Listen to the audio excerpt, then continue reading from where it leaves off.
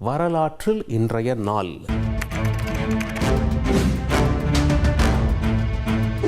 முதலில் அறியப்பட்ட காசோலை எழுதப்பட்ட நாள் இன்று.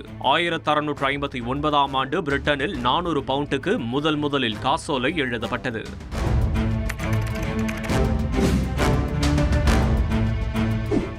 இந்திய சினிமாவின் தந்தை என போற்றப்படும் தாதா சாஹேப் பால்கேவின் நினைவு நாள் இன்று. இயக்குனர், தயாரிப்பாளர் என பன்முகங்களை கொண்ட அவரின் திரைத்துறை சேவையை போற்றும் வகையில் மத்திய அரசு சார்பில் கலையில் சிறந்து விளங்குவோருக்கு தாதா சாஹேப் பால்கே விருது வழங்கப்பட்டு வருகிறது.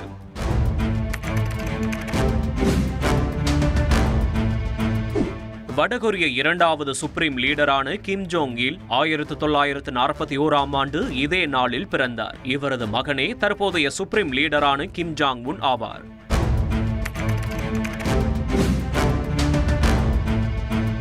ஃபிடல் காஸ்ட்ரோ கியூபாவின் தலைவராக உருவான நாள் 1959இல் புரட்சி மூலம் ஃபுல்ஜென்சியோ பட்டிஸ்டாவின் அரசை வீழ்த்தி கியூபாவின் அசைக்க முடியா சக்தியாக ஃபிடல் காஸ்ட்ரோ உருவானார்.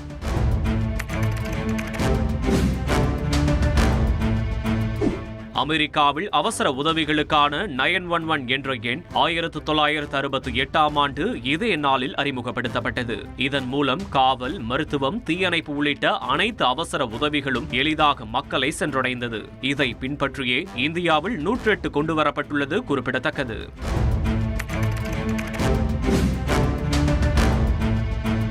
பாகிஸ்தானின் ஹசாரா என்ற பகுதியில் 2013ஆம் ஆண்டு நடத்தப்பட்ட வெடிகுண்டு தாக்குதலில் 84 பேர் கொல்லப்பட்ட நாள் இன்று.